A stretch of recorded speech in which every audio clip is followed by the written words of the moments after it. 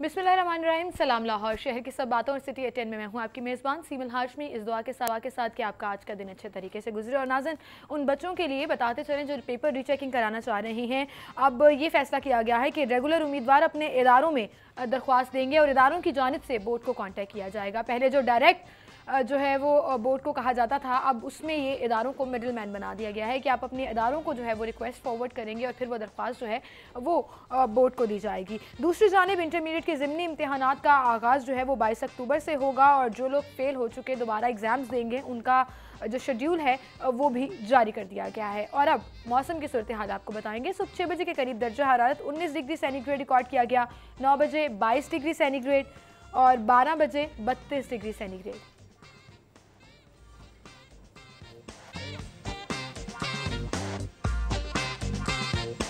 तीन बजे के करीब दर्जा हरारत 33 डिग्री सेंटीग्रेड, 6 बजे 28 डिग्री सेंटीग्रेड और 9 बजे 24 डिग्री सेंटीग्रेड।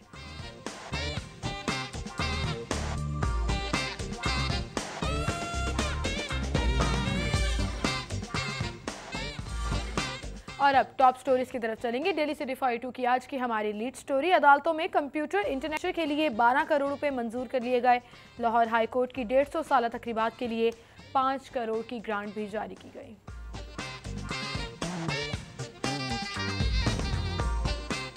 फूड अथॉरिटी का बाबू साबू इंटरचेंज पर नाका, 15 सॉलिटर मोजर सेहत दूध जाया कर दिया। महकमा तरक्याती बोर्ड 5 नए स्पोर्ट्स कॉम्प्लेक्स की तामीर में रुकावट, वज़ीर आला की मंजूरी के बावजूद समरी रोक ली गई। और इजाजत से कबल ही बोकाटा शुरू, कातिल डोर ने मोटरसाइकिल सवार को जख्मी कर दिया।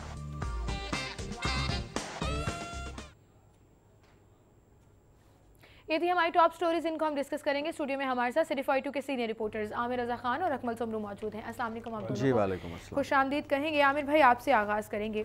150 साल तकरीबात का इनेकाद किया जा रहा है जो कि लाहौर हाई कोर्ट के 150 साल कंप्लीट हो जाएंगे। उसके लिए 5 करोड़ की ग्रांट दी गई। उसके साथ साथ जितनी भी फैसिलिटीज़ हैं जिसमें इंटरनेट है, फर्नीचर है, कंप्यूटर्स हैं, उसके लिए भी जो है वो रकम 12 करोड़ रुपए मंजूर कर ली गई है। इसके 150 साल पूरे होने पर तो बात करते हैं, वो तो एक ज़बरदस्त इवेंट होगा और मैं ये कहता हूँ कि इसको जिस तरह से भी सेलिब्रेट किया जाए उसके लिए शायद 5 करोड़ की रकम भी कम होगी। क्या हमें पाकिस्तान से पहले भी ये हाई कोर्ट जो थी इसमें इतने हाई प्रोफाइल केसेस हुए और इसकी इतनी इम्पोर्टेंस थी और जितनी आज हमें नज़र आती है मेरा ख्याल है इससे भी ज़्यादा थी, क्योंकि ये जो हमारा हिस्सा जिसको हम पाकिस्तान कहते हैं उसकी लाहौर हाई कोर्ट जो था यही इसको देखता था और यहाँ पर तमाम केसेस के फैसले हुए, बहुत बड़े बड़े केसेस के फैसले हुए कि हमें पाकिस्तान के बाद भी। ये तो बात ठीक है। दूसरा, जब जहाँ तक रहा कंप्यूटर के लिए, फर्नीचर के लिए, आईटी के लिए, तो ये चीज़ें मैं समझता हूँ कि ये बहुत ज़रूरी हैं। जितना हम इंफॉर्मेशन जी को लाते जाएंगे अपने तमाम शोबा ज़िंदगी काम में आसानी आती काम में आसानी भी आएगी, लोगों को सहूलतें भी ज़्यादा मिलेंगी। वो टाइम वेस्टिंग जो है वो सिस्टम नहीं रहेगा और रिकॉर्ड कीपिंग जो है वो आसान हो जाएगी, बिल्कुल आसान होगी। दूसरा, अगर अदालतें माजरत के साथ कि अगर अपने ही अहकामात के मुताबिक अपने सारे प्रोसीजर को उर्दू में ट्रांसफ़र करना शुरू कर दे तो भी लोगों को आधे से ज़्यादा केसेस मेरा ख्याल ख़त्म हो जाएंगे अगर ये सिर्फ इस एक काम को कर लें। तो 150 साल ना सिर्फ केसेस खत्म होंगे बल्कि अब वकीलों को भी बेरोजगार करने का सोच रहे हैं। 150 साल जब ये तकरीबात मनाई जाए तो मेरी ख्वाहिश ये है कि चीफ जस्टिस जो हैं लाहौर हाई कोर्ट वो ये ज़रूर ऐलान करें कि आज के बाद जो अदालती कॉरस्पॉन्डेंस है और जो अदालती अहकामात हैं ये उर्दू में। ये पहले भी अहकामात जारी किए गए, सुप्रीम कोर्ट की तरफ से भी अहकामात आए थे और आहिस्ता आहिस्ता उन्होंने कहा था कि हम अगर सिर्फ अदालतों में ये दे दे तोहफा तो मैं समझता हूँ कि ये बहुत बड़ी अचीवमेंट होगी उर्दू ज़ुबान की भी, पाकिस्तानी कौम की भी, और लोगों को सहूलत भी बहुत ज़्यादा मिलेगी। ठीक कहा। देखिए, आप देखें उर्दू ज़बान से जो सबसे बड़ा मसला हल होगा ना वो तो ये है कि आपको खुद अपने केस को समझने में आसानी होगी, फैसले को पढ़ने में आसानी होगी, आप खुद बहुत सारे आप उसके ऊपर राय दे सकते हैं। यानी जो केस जिसका अपना केस है उसकी बात कर रहा हूँ, तो बहुत सारी चीज़ें आपको आसानी की तरफ लेके जाएंगी। अब जो दूसरी तरफ ये ग्रांट की जो मंजूरी है ये तो बुनियादी तौर पर पंजाब इंफॉर्मेशन टेक्नोलॉजी बोर्ड जो है वो प्रोजेक्ट इनिशिएट कर रहा है और जिसमें कोर्ट के अंदर की प्रोसीडिंग के अलावा अब ये इनिशिएटिव लिया जा रहा है कि जो केस होते हैं कोर्ट के अंदर ज़ेर समात केस हैं उनका स्टेटस जो है वो आपको ऑनलाइन पता चल जाएगा और उन चीज़ों के लिए आपके पास इंफ्रास्ट्रक्चर की जो है वो ज़रूरत है, और आपको उस इंफ्रास्ट्रक्चर को डेवलप करना है। यानी कि आपको कंप्यूटर्स नहीं चाहिए, आपको सॉफ्टवेयर चाहिए, आपको इंटरनल सिस्टम चाहिए, आपको हाई स्पीड जो है वो इंटरनेट की फैसिलिटी दरकार है। ये उसके लिए ग्रांट दी गई है, और मेरा ख्याल है कि ये 150 साल तकरीबात के करीब इसको फौरी तौर पर वो मुकम्मल करने की कोशिश भी करेंगे, और शायद इसका इफ्तिताह भी उसी दिन किया जाए। और बहुत अच्छा हो जाएगा अकमल। मैं ये कहूँ कि जाके सुबह जाके पता चलता था कि मेरी आज पेशी नंबर कितनी है, बल्कि है नहीं, आज नहीं होनी अभी नहीं होनी। ठीक है, तो अगर ये घर बैठे पता चल जाए इंटरनेट और कंप्यूटर के जरिए, तो बहुत सारे मसाइल जो अदालतों के हैं, और इतने लोग जो दीगर शहरों से लाहौर हाई कोर्ट आते हैं उनके लिए भी आसानी रहेगी, जिनको यहाँ आकर पता लगता है कि शायद हड़ है, या यहाँ आकर पता लगता है कि आज केस की समाअत है ही नहीं, आपकी कल है, तो वो बेचारे एक दिन कहाँ रहे, किस तरह से मैनेज करें। इसको एक दिन एडवांस करना पड़ेगा, यानी एक दिन पहले ये इन्फॉर्मेशन जो है ये कंप्यूटर पे है, ताकि जो लोग दूर आपने बिल्कुल सही पॉइंट आउट देखें, वो बिल्कुल आएगी। उसकी वजह देखें ये है कि जब आप टेक्नोलॉजी को लोगों की ज़रूरियात के साथ लिंक कर देंगे ना, तो डेफिनेटली आम पब्लिक को फायदा होगा, और वो आम पब्लिक और फिर पुलिस डिपार्टमेंट को भी हेल्प आउट होगा, जो दीगर शहरों से मुल्क को लेकर आते हैं, लेकर जाते हैं, तो उसमें भी कुछ बचत होगी। तो ये ऑब्वियसली होगी, बिल्कुल होगी। बल्कि आप देखें कि जब आपके यहाँ वो जदीद इंफ्रास्ट्रक्चरल सिस्टम डेवलप होगा, तो उसके ज़रिए इंटरनली लेवल पे भी बहुत सारे इश्यूज सॉर्ट आउट हो जाएंगे, और वो हल हो जाएंगे।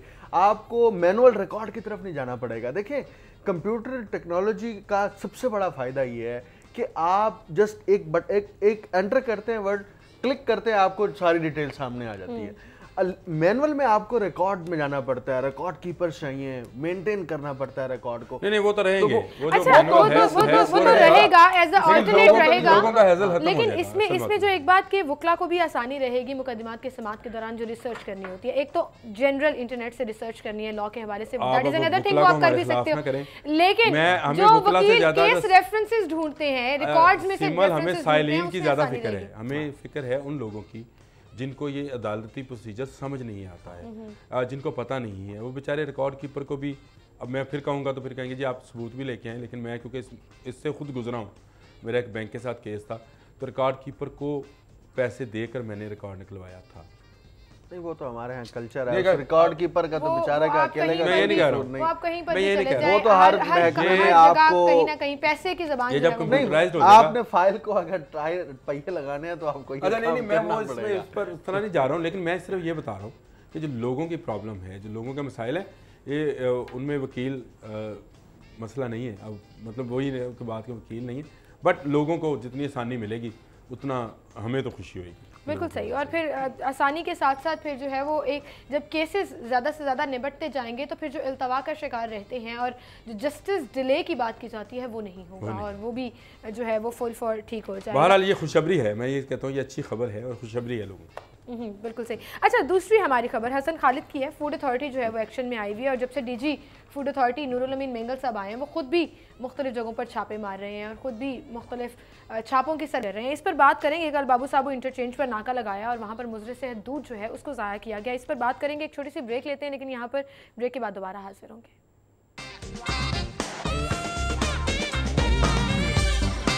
गुफ्तगू का सिलसिला हम आगे बढ़ाएंगे। फूड अथॉरिटी की हम बात कर रहे थे। ब्रेक पर जाने से पहले बाबू साहब इंटरचेंज पर नाका लगाया और 1500 लीटर मुजरे से दूध जो है वो ज़ाया कर दिया गया।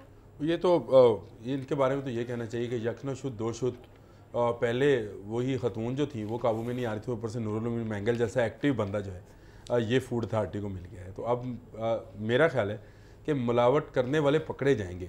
अब उनको सज़ा नहीं होती है, उनका क्या कानून है, ये एक लंबी एक दास्तान है।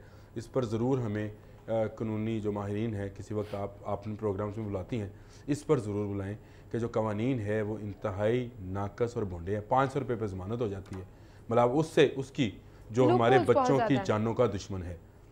आप ये देखें कि 50 गाड़ियाँ रोकी, जिसमें से 13 गाड़ियाँ जो थी उनमें दूध था ही नहीं, वो केमिकल था। जो आपने 1500 लीटर बोला है, ये अगर हालात हैं तो फिर क्या जहर पी रहे हैं हमारे बच्चे और हम लोग। ये आपने सिर्फ लाहौर का एक एंट्री पॉइंट है बाबू साहब वाला। लाहौर के जो बाकी एंट्री पॉइंट हैं, जो कसूर से दूध आता है, कसूर पाकपतन उकारा से जो इस रास्ते से आता है, जो जीटी रोड के रास्ते से आता है, जो दूध आपका मुल्तान रोड के रास्ते से आता है, वहां पर आपने अभी नाका नहीं लगाया। ये सिर्फ आपने एक पॉइंट बाबू साहब में नाका लगाया और 1500 लीटर दूध और उससे ये आ गया। उसके बाद जो दुकानदार यहाँ दूध के साथ कर रहे हैं, कोई दुश्मन भी दुश्मन के साथ नहीं करता। हम कहते तो हैं कि यहाँ पर एक मजाक की बात की जाती है कि जो करा रहा है अमेरिका करा रहा है, तो क्या दूध में मिलावट भी अमेरिका करवा रहा है?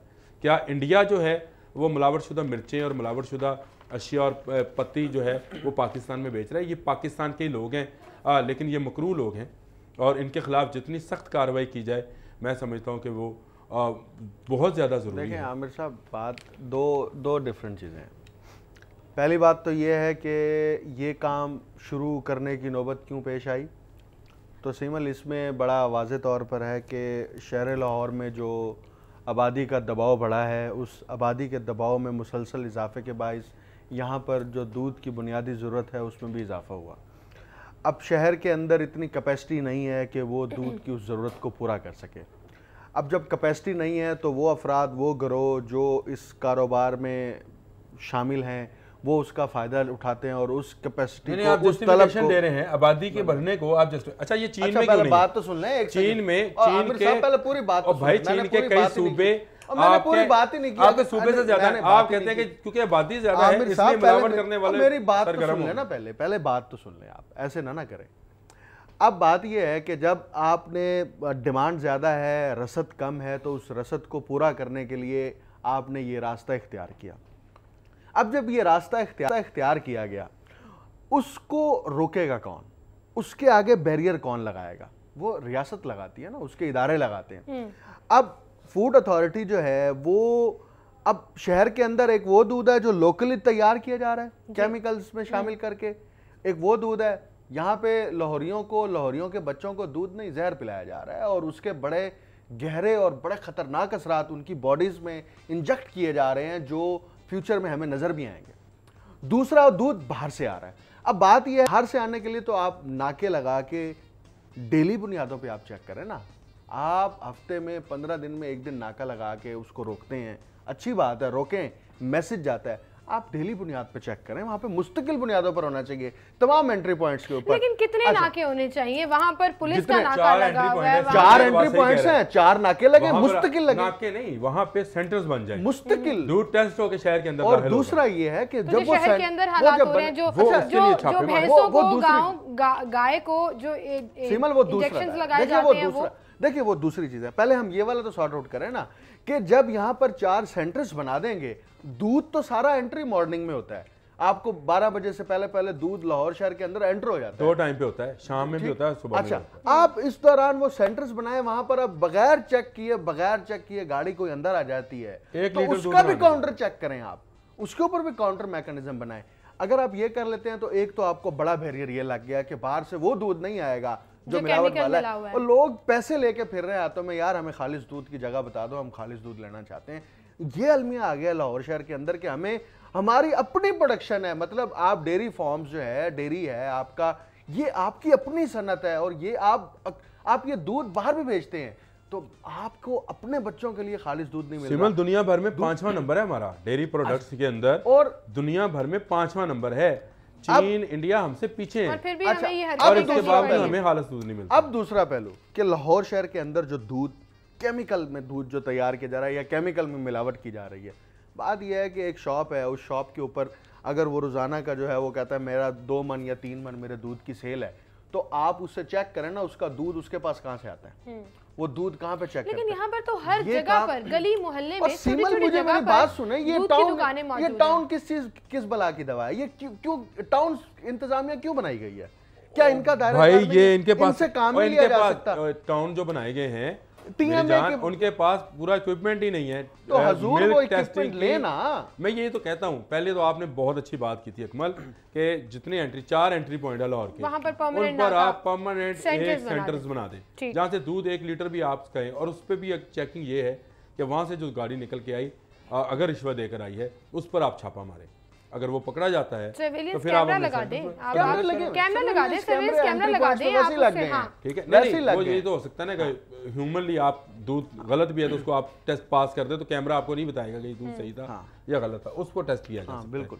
उसके बाद आ गया दुकानों वाला मामला, जो दुकानदार हैं, यहाँ पर आप इसी तरह छापों का सिलसिला जारी रखे, दूध को वक्तन फवक्तन टेस्ट कराते रहे। देखिए दूध तो दूध। फिर अब आप गवालों का क्या करेंगे जो दूध देने से पहले जो स्टेरॉइड्स का इस्तेमाल किया जाता है, ऑक्सीटोसिन है उस इंजेक्शन का नाम, और फिर जो कि लगाया जाता है। यहाँ पर तो डब्बे के दूध के बैन अंदर कर भी दिया है, डिटर्जेंट मिला। इस पर बैन कर दिया है गवर्नमेंट ऑफ पंजाब ने, इस पर कानून साजी की है।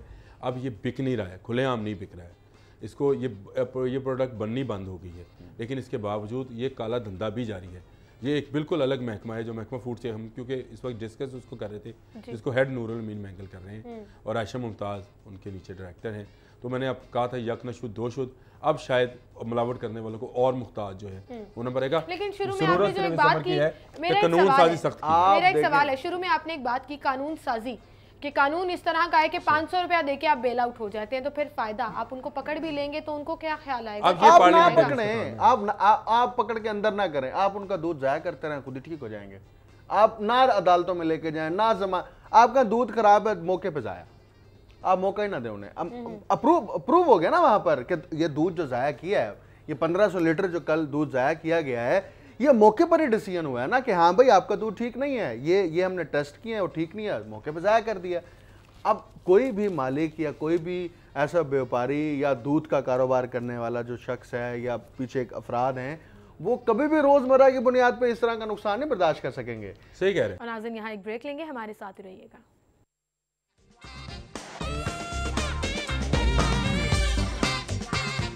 वेलकम बैक नाज़रीन, गुफ्तगू का सिलसिला आगे बढ़ाएंगे। महकमा तरक्याती बोर्ड 5 नए स्पोर्ट्स कॉम्प्लेक्स की तामीर में रुकावट बन गई। हालांकि वज़ीर आला की जानब से मंजूरी भी दी गई, लेकिन जो समरी है वो रोक ली गई है।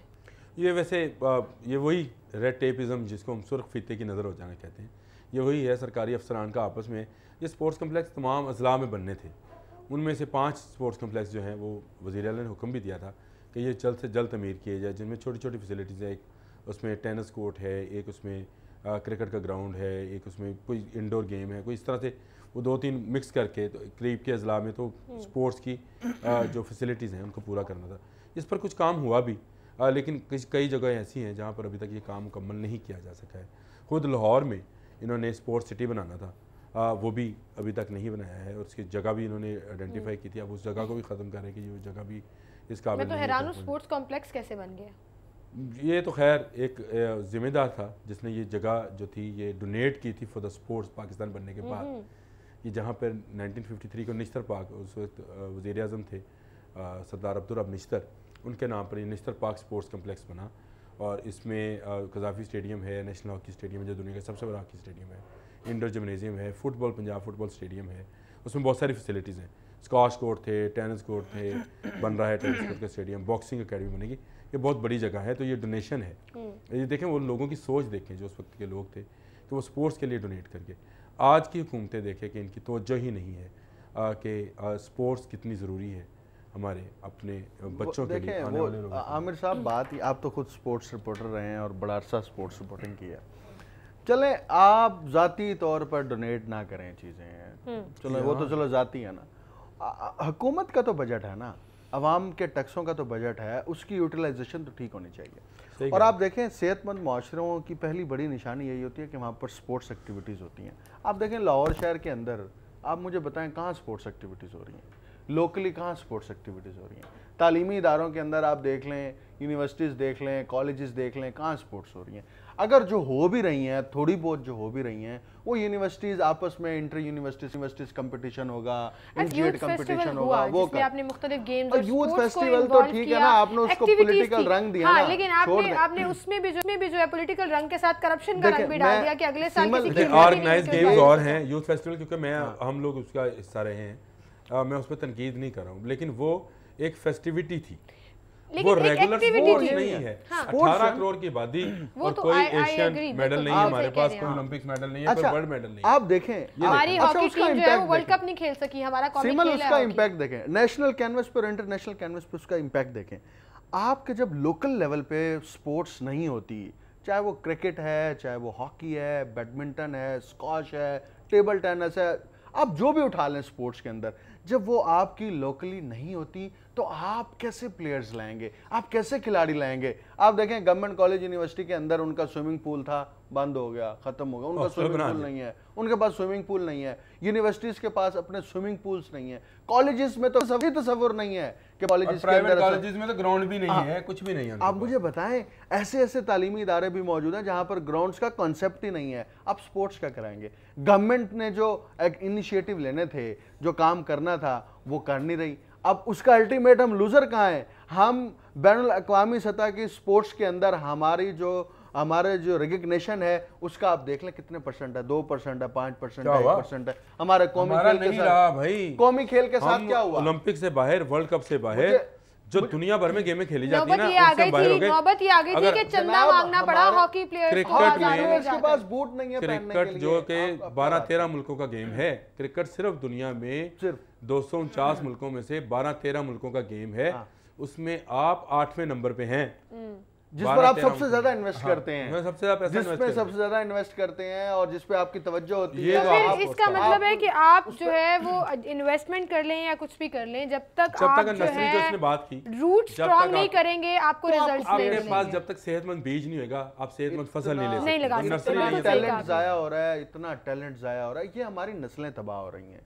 ये कोई एक शख्स, एक खानदान, 10 प्लेयर, 15 प्लेयर्स की बात नहीं है, ये पूरे जनरेशंस की बात है। वो पूरी जनरेशन जब उसके पास अगर कोई अपनी मेहनत से सेल्फ मेड प्लेयर सामने आ भी जाता है, आप उसके साथ क्या सलूक करते हैं? सिवाय क्रिकेट के आपको किसी गेम में कोई जॉब्स ऑफर की जाती हैं, आपको कहीं पर एक दिन हम बैठ के एक फुटबॉलर बाहर का उसकी आमदन देख रहे थे, तो वो एक अकेला फुटबॉलर पाकिस्तान का सारा कर्जा उतार सकता है, इतना पैसा कमा रहा है। इतना पैसा कमाते हैं, ठीक है। अगर हम 18 करोड़ मिलके एक ऐसा फुटबॉलर बना ले तो हम सारे हम कर्जा ना ले। हमारे यहाँ भी तो ऐसा ही होता है ना, एक हुकूमत कर्जा लेती है और पूरी आवाम जो है उसको उतारती है, हमारा उल्टा हिसाब हो जाता है। बिल्कुल सही। अगली खबर हमारी बसंत की सिफारिशात भेजी गई जिसमें कुछ पॉजिटिविटी नजर आई कि शायद अब इजाज़त मिल जाए बसंत मनाने की, क्योंकि सिफारिश की थी 24 घंटे के लिए इजाज़त दे दी जाए। अभी वो इजाज़त मिली नहीं है, अभी प्लानिंग प्रॉपर हुई नहीं है और लोग जो है वो पतंगे उड़ा रहे हैं, कातिल डोर का इस्तेमाल कर रहे हैं। कल एक मोटरसाइकिल सवार जो है वो जख्मी भी हुआ इससे। ये वैसे अफसोसनाक, मुझे भी सुबह पढ़ के मैं खुश था परसों जब ये खबर आई थी, तो उसमें 2-1 चीज़ें बहुत अच्छी थी जिनकी ज़रूर हमें हिमायत करनी चाहिए कि बसंत हो सकती है एक मखसूस इलाके के अंदर रहकर।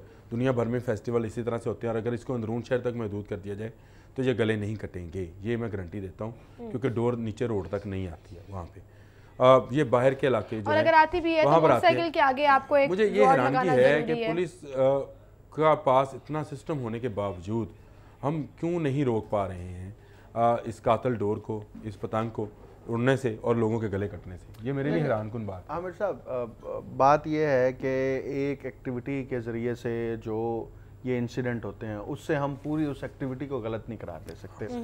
अब बुनियादी तौर पर तो उस डोर का इस्तेमाल है ना, उसको रुकवाना तो ज़ाहिर बात है पुलिस का काम भी है या इंतज़ामी इदारे हैं उनका भी काम है।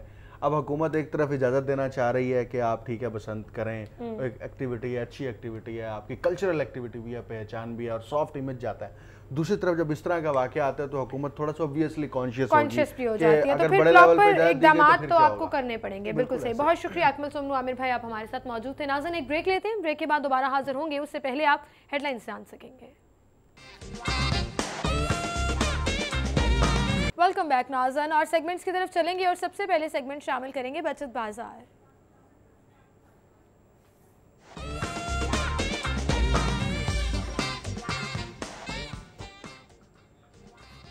बचत बाजार में सबसे पहले आपको बताएंगे हमारे पास ब्रांड है जी बेबी लैंड, जिस पर अप टू 50% तक आपको ऑफ मिलेगा।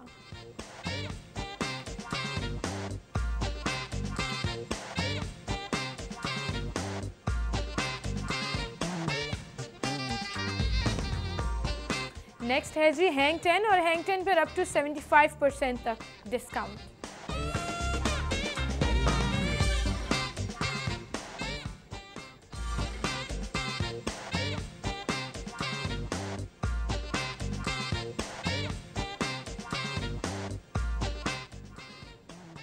हाइपर स्टार अगर आप जा रहे हैं तो हाइपर स्टार में करशी, संदल एंड बजूरी है जी 800 ml, retail price 147, promotional price 125, आप 22 रुपीज़ बचा सकते हैं।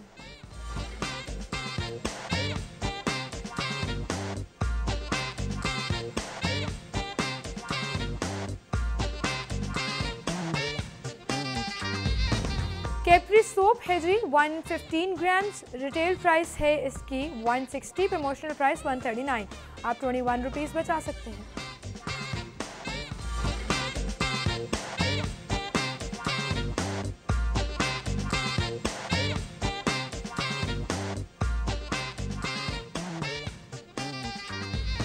और अब गैर मुल्की करेंसी रेट्स आपको बताएंगे ओपन मार्केट से माल के हाल में।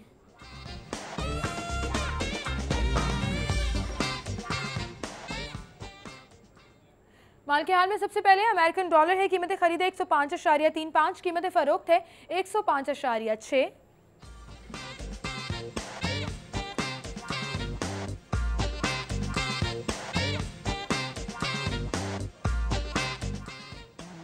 पाउंड स्टर्लिंग, कीमतें खरीदे 128.5, कीमतें फरोख्त है 129.2।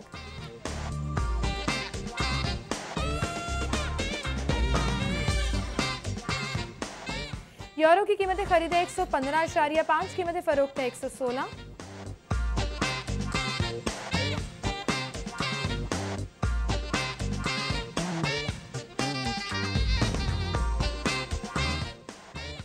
सऊदी रियाल, कीमतें खरीद 27.85, कीमतें फरोख्त है 28।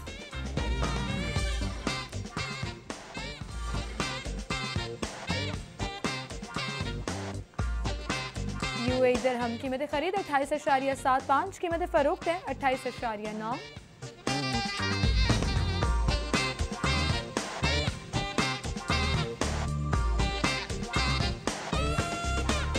कुवैती दिनार, कीमतें खरीद 344.5, कीमतें फरोख्त है 347।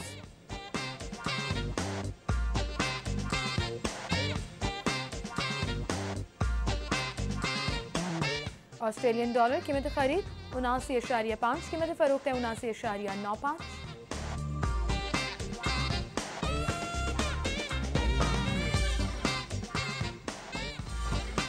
जैपनीज येन, कीमतें खरीदें 0.99, कीमतें फरोख्त है 1.02।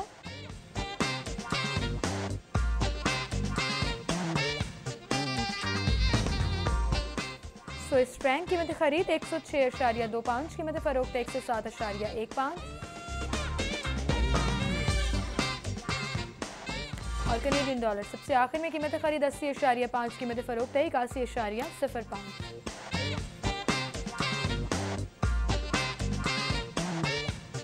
और अब अगला सेगमेंट, आज के भाव।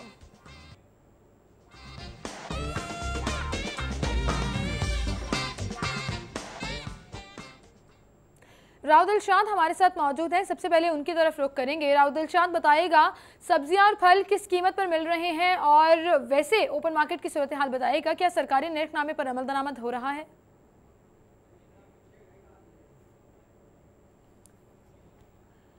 जी, एक तरफ तो हुकूमत की जानिब से दावे किए जाते हैं कि अशिया खरोनोश की कीमतें नुमाया तौर पर उनमें कमी वाक़ हुई है, लेकिन ऐसी सूरत हाल जब मार्केट में आते हैं तो कहीं भी नज़र नहीं आती। हम इस वक्त मौजूद हैं यहाँ पर गुलबर्ग की मक्का कॉलोनी की ये मार्केट है। यहाँ पर अगर हम बात करें सब्जियों के भाव की, जो आज के रेट्स हैं सब्जियों के, उसमें से आलू जो है वो छिलके वाला आज 40 रुपये किलो में फ़रोख्त किया जा रहा है। इसी तरह से आलू शुगर फ्री 29 रुपये में फ़रोख्त किया जा रहा है।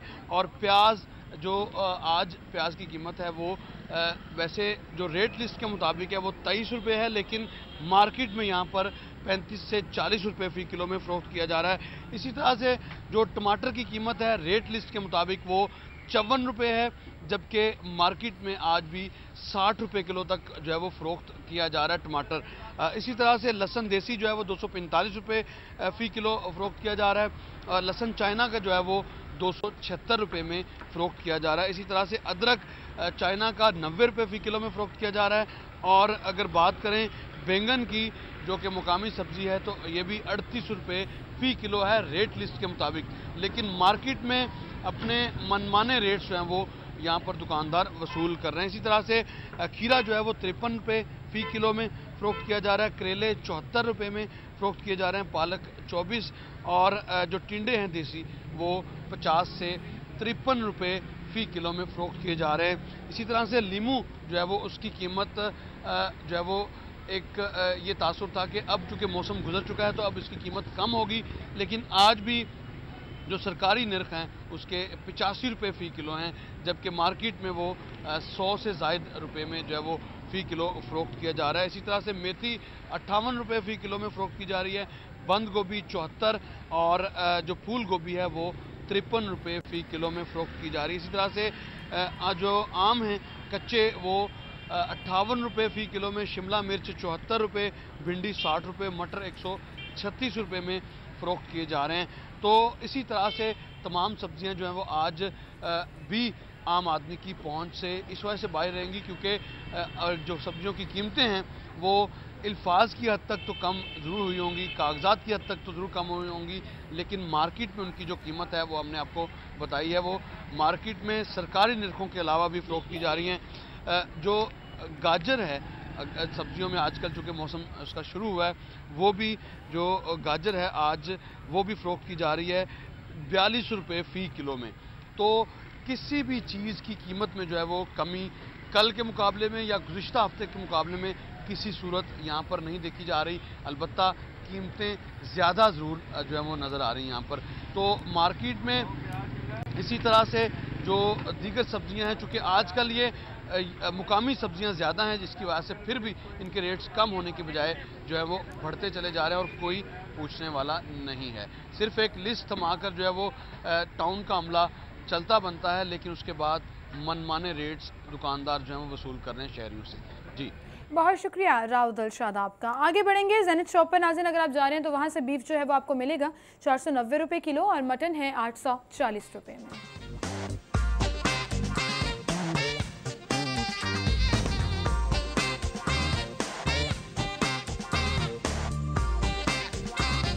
बीफ कीमा आपको मिलेगा 520 में और मटन कीमा है 960 में।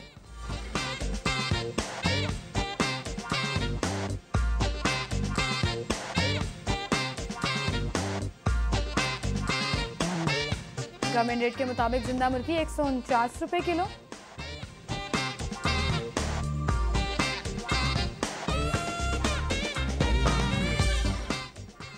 और उसका बना हुआ गोश्त जो है वो आपको मिलेगा 216 रुपये में।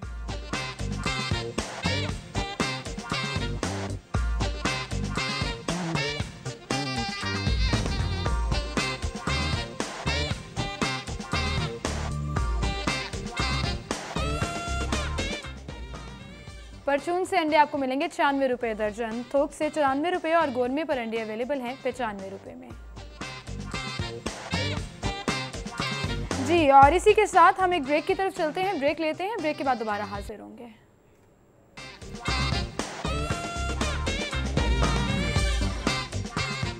आपको मुख्तलिफ मूवी टाइमिंग्स जो है वो बता देते हैं, शामिल करेंगे अपना सेगमेंट टुडेज डायरी।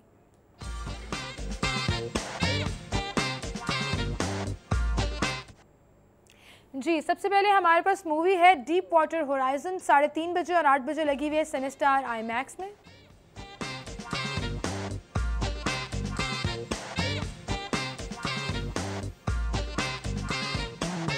इन्फर्नो लगी हुई है 2:30 बजे और 7:30 बजे सिनेस्टार जिन्वा मॉल।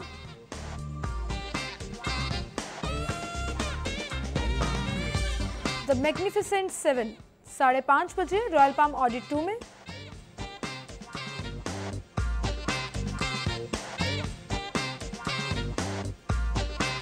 मालिक लगी हुई है 4:45 बजे वोक टावर सुपर सिनेमा 3 में।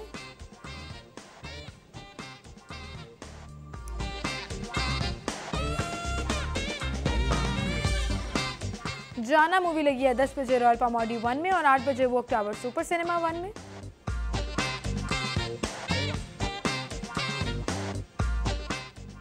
स्टॉक्स मूवी लगी हुई है जी 3:45 बजे रॉयल पाम ऑडी 2 में।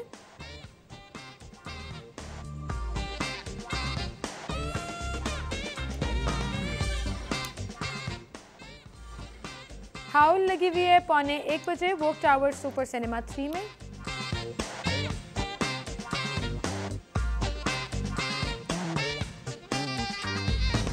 और एक्टर इन लॉ 1 बजे और 6:30 बजे वोक टावर सुपर सिनेमा 2 में।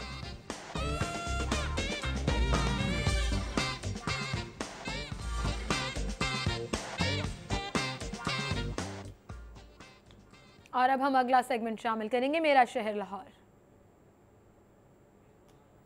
मेरा शहर लाहौर में स्टूडियो में हमारे साथ मौजूद हैं आज आमिर रज़ा खान, जो पहले भी मौजूद थे। खबरें हम डिस्कस कर रहे थे, दोबारा हमने आपको दावत दी। आमिर भाई अस्सलाम वालेकुम। बहुत-बहुत आपका। अच्छा, मेरा शहर लाहौर में आज का, चूँकि हम लाहौर की बात करते हैं, तो आज का मेरा एक जो टॉपिक मैंने अखबार में से ही चूज़ किया, जो कल की खबर थी, और मुझे ये बड़ा अफसोस होता है जब ऐसी खबरें आती हैं, ख़ास तौर पर वीकेंड के बाद, कि वन व्हीलर्स जो है वो बेकाबू हो गए, शहर की सड़कों पर जो है वो वन व्हीलिंग करते हुए नज़र आते हैं, फिर एक्सीडेंट हो जाते हैं, खुदा न खास्ता नुकसान होता है। क्यों बाज नहीं आ रहे हैं? अब इस पे आपने मेरा शहर लाहौर का सेगमेंट है और उसमें आपने बात भी वो कर दी कि जो कि वाकई में अफसोसनाक है, और आपके अपने भी एक्सप्रेशन कुछ इसी तरह के हैं कि हम लोगों को तो बहुत अफसोस होता है कि ये नौजवान जो है, जिनकी सारी तवानाइयाँ, सारी कुव्वत जो है इस कौम को, इस मुल्क को बनाने में सर्फ होनी चाहिए, वो इस तरह के खेलों में अपने आप को ज़ाया कर रही हैं। ये पहले भी जब एक दफ़ा आपने ये मौजू रखा था तो मैंने उस वक्त भी कहा था कि जब तक आप इन नौजवानों को लीगल एडवेंचर गेम्स की तरफ नहीं लेके जाएंगे, जिनकी में तमाम प्रोटेक्शंस को देखा जाता है, उसके बाद इजाज़त दी जाती है। डर्ट ट्रैक, मोटरसाइकिल रेस, और आपके पास इतनी जगह है, आप चलो साइड पे बना दें, आप किसी भी जगह पर आप जो है वो, हमें सिर्फ इतनी सी जगह चाहिए।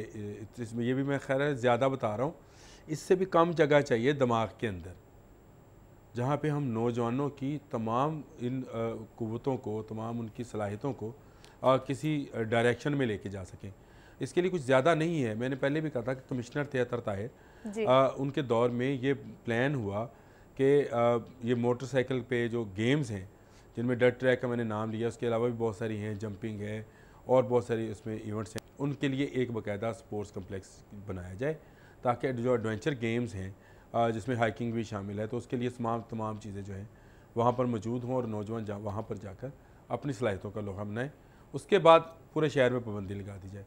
हमें, आपको याद है कि 14 अगस्त का जो इवेंट हुआ, उसमें कितने बच्चे जो थे वो बेचारे कुछ जान से गए, कुछ ज़ख्मी हुए, कुछ घर वालों की परेशानी, और उसके बाद आपने काबू में कर लिया। एकदम से आपने तमाम ऐसी जगहों पे जहाँ से ये बच्चे आते थे और गुजरते थे और रोड्स खाली थी, उनको आपने आप यकीन करें, एक दफ़ा मुझे इत्तफाक हुआ इनकी इसी तरह से, जैसे हम ये फुटेज दिखा रहे हैं कि मैं गाड़ी पर जा रही थी और साथ साथ वन व्हीलर जा रहे थे, और मैंने वो वीडियो बनाई, अपने फ़ोन में कैप्चर किया। मुझे डर लगना शुरू हो गया था कि जिस कदर स्पीड से और जिस कदर लापरवाही से वो वन व्हीलिंग कर रहे थे। उसके बाद एक्सीडेंट्स हुए हैं मोटरसाइकिल वालों की वजह से, कारों वालों के एक्सीडेंट्स होते हैं, रिक्शा वालों के एक्सीडेंट्स होते हैं, वैगन वालों के एक्सीडेंट्स होते हैं, और कसूर किसको दिया जाता है? वो कार वाले को दिया जाता है। बट हम लोग इन बच्चों को, इनकी सलाहियतों को किसी जगह पे, आप जब मैं पहले इस प्रोग्राम में बैठा तो आपने यूथ फेस्टिवल का नाम लिया था, तो मैंने यही कहा था कि ये वो फेस्टिविटी थी, उसके बाद इन नौजवानों को क्या आप दे रहे हैं? तो फिर अगर आप उनको कोई एडवेंचर, जिसका जहन है एडवेंचर, मेरा तो नहीं है, जिसका जहन है, तो उसको अगर आप कोई अच्छा ट्रैक नहीं देंगे इस मकसद के लिए, तो फिर वो अपने वो जो नेगेटिव ये एक्टिविटीज़ हैं उनको वो रोड्स पे लेके आएगा। वो अपने लिए भी ख़तरा है, दीगर लोगों के लिए। आप खुद कह रहे हैं कि मैं ड्राइव कर रही थी तो मुझे खुद से खौफ आना शुरू हो गया था कि मैं कहीं गाड़ी लग ना जाए, ये मोटरसाइकिल वाला मेरे सामने आके ब्रेक ना मार दे। तो ये वो सारे खौफ हैं जो इस रोड्स पर मौजूद हैं, और एवरी वीकेंड, ये हफ्ते की रात को शुरू होते हैं। पुलिस भी किरदार अदा कर रही है, मीडिया भी किरदार अदा कर रही है। एक तरफ तो आपने अच्छा पॉइंट आउट किया कि हुकूमत को अपना किरदार अदा करना होगा और कुछ ना कुछ एक्टिविटीज़, हेल्दी एक्टिविटीज़, जहाँ पर अपनी वो ये एनर्जी जो है वो लगा सकें और उस चीज़ को एंजॉय कर सकें। दूसरी तरफ पेरेंट्स का किरदार भी तो। अगर मुझे सारे दोस्त जो कहते हैं तुम ना दीवानों वाली बात करते हो, जब मैं ये कहता हूँ कि आप मोटरसाइकिल की स्पीड लिमिट मुकर्रर कर दें, कंपनीज बनाए ही उसी लिमिट पे, अभी आप सिर्फ उसका ऐलान कर दें कि जी 2025 के बाद ये इस सीसी से ज़्यादा की मोटरसाइकिल नहीं चलेगी, आपका स्ट्रीट क्राइम काबू में आ जाएगा, आपके ये जो आपके मसाइल हैं, जो आप वन व्हीलिंग कहते हैं, ये काबू में आ जाएंगे। लोग सिर्फ इसको सवारी के तौर पे लेंगे, इसको एडवेंचर के लिए और उसके लिए नहीं होगा। जिसने हैवी बाइक चलानी है उसके लिए आप हैवी बाइक का ट्रैक बना दें, जिसने कोई जगलिंग करनी है उसके लिए आप एक अच्छा एडवेंचर डर्ट ट्रैक बना, जिसने हाइकिंग करनी है उसके लिए हाइकिंग पॉइंट बना दें। तो आपके लिए ये मुश्किल नहीं है। दुनिया भर में ये तजर्बे किए जा चुके हैं और इन तजर्बात की रोशनी में अब देखें, अब सिंध ने किया, उसने कहा मोटरसाइकिल सवार ना सिर्फ हेलमेट पहनेगा बल्कि जो पीछे सवारी बैठेगी वो भी हेलमेट पहनेगी। और आप यकीन नहीं करेंगे कि 1953 से इंडिया में ये लॉ पास है। हम बात तो करते हैं इंडिया, हम कहते हैं कि इंडियन दुश्मन मुल्क है, वो उनसे कुछ सीख लें। हम तो आज तक अपने इन्वायरमेंट को बचाने के लिए ये रक्षों के सलेंसर चेक नहीं कर सके हैं, हम मोटरसाइकिल पर पाबंदी आज नहीं कर सके। ये जो वन व्हीलर्स हैं इन पर जो कदगन लगानी है, इनको गिरफ्तार कर लेना एक दफ़ा करके फिर सुबह को ज़मानते हो जाना, ये कोई हल नहीं है। हल यही है कि आप अभी से सोचें कि ये मोटरसाइकिल एक सवारी है और इसको सवारी के तौर पर ये यूज़ करना चाहता है, वो इस स्पीड लिमिट से इस सीसी से ऊपर नहीं जाएगा।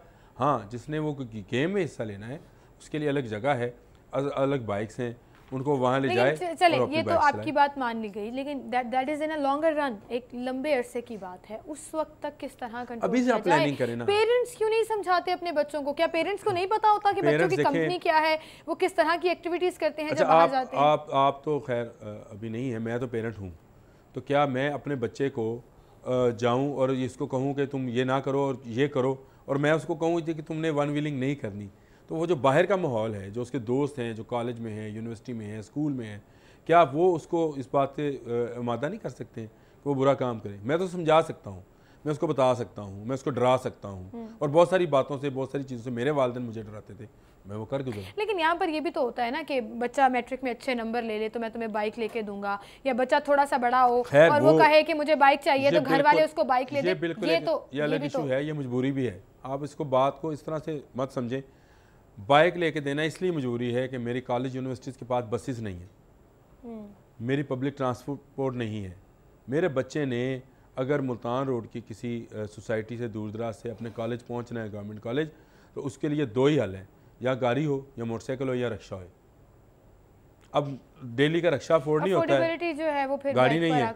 अब मिडिल क्लास सारी रहती है, वो अपने बच्चे को बाइक लेके देते हैं। अब 40, 50, 60 हज़ार रुपये में बाइक मिल जाती है, वो कहते हैं ये बाइक पे चला जाएगा, अपनी बहन को भी स्कूल कॉलेज छोड़े। अब देखें ना, डायनामिक्स देखें अपने मुल्क की, आप उसको नहीं देखते हैं। हम मैं ये कहता हूँ कि लाहौर के जो लोग हैं वो बेचारे तो पब्लिक ट्रांसपोर्ट से बिल्कुल ही महरूम।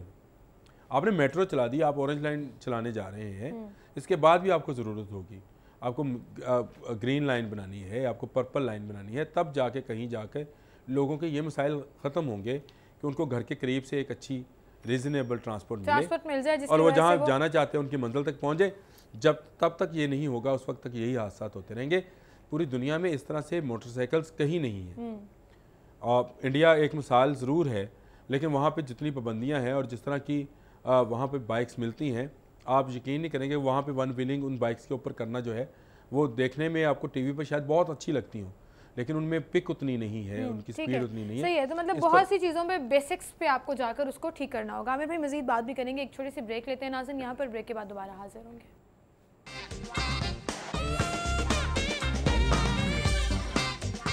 वेलकम बैक नाज़रीन, गुफ्तगू का सिलसिला आगे बढ़ाएंगे। एक तरफ तो वन व्हीलिंग की बात कर रहे थे, मेरा दूसरा टॉपिक भी ऐसा है कि आप कहेंगे कि आज आपने कैसे टॉपिक सेलेक्ट कर लिए, शहर में लटकते बिजली के तार, और इससे बहुत से लोग जो है इसका शिकार भी हुए हैं, लुकमा अजल बने हैं। अभी 2 रोज़ कबल 3 नौजवान जो हैं वो करंट लगने से लुकमा अजल जहेज़ का सामान, वो ख़बर ही इतनी अंदोनाक थी कि जब ये रात को वाक़या पेश आया तो उसके बाद मेरे अपना ही दिल ख़राब रहा। पूरा 24 घंटे में उसी की सोच में रहा कि ये बेचारों का क्या कसूर है।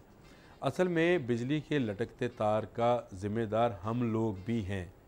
हम हर चीज़ लेस्को पे, गवर्नमेंट पे, ज़िले इंतज़ामिया पे डालने के आदी बन चुके हैं। हम शिकायती बन गए हैं, हम आसानियाँ नहीं करते हैं। देखें, हम घर बनाते हैं और घर से मेन पोल तक हम ना पाइप डलवाते हैं, ना अच्छी वायर डलवाते हैं, ना उसके कलम्स लगवाते हैं।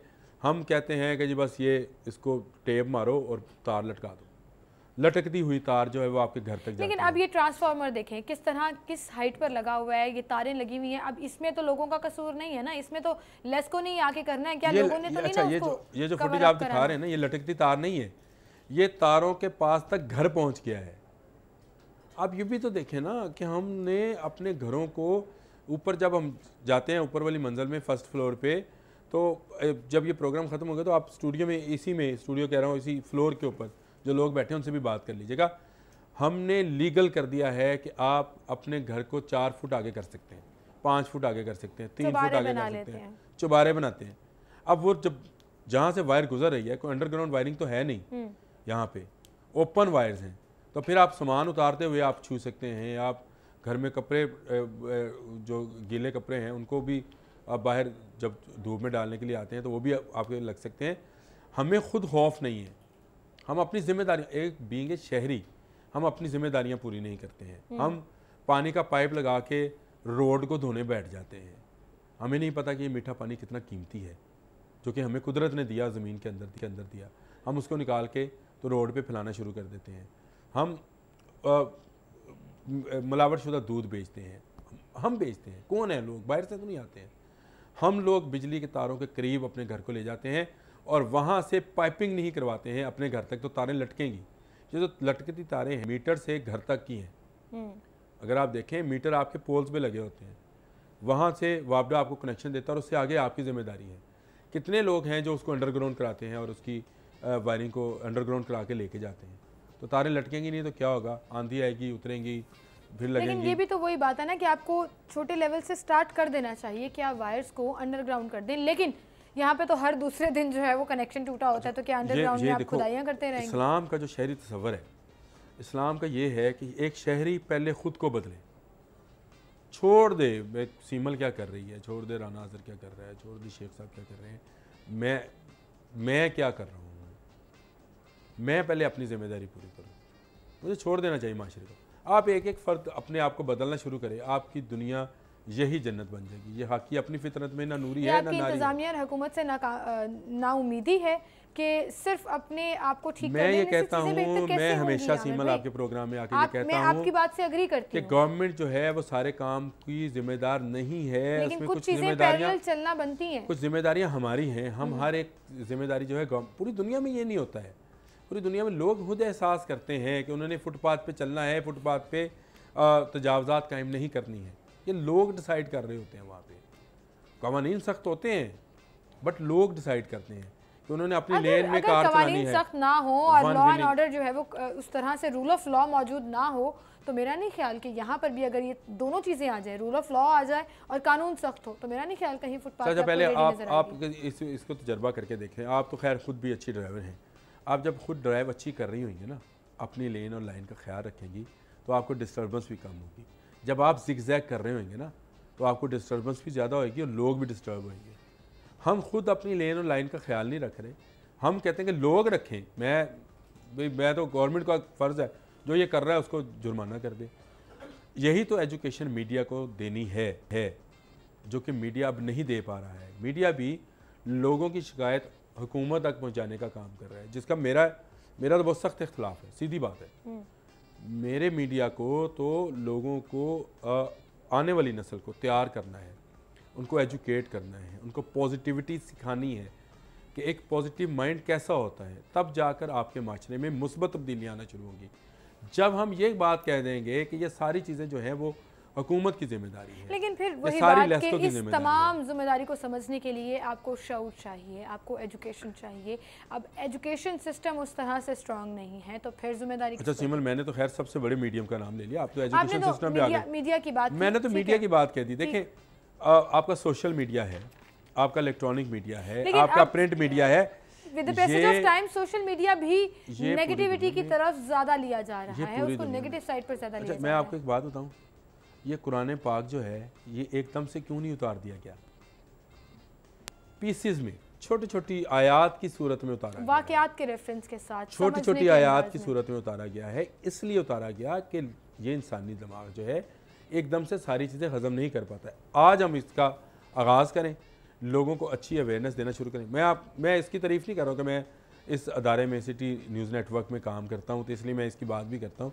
लेकिन आपने देखा कि हम खुद से पब्लिक सर्विस मैसेज बनाते हैं, बहुत ज़्यादा हर कैंपेन में हम करते साथ होते हैं। बिल्कुल, कोई उसका पैसा वसूल नहीं करते हैं, किसी सरकारी इदारे से नहीं कहते कि इसके लिए चाहे फंडिंग पानी के हवाले से हो, वन विलिंग के हवाले से हो, बच्चों के हवाले से हो, बच्चों के हवाले से हो, मिलावट के हवाले से हो।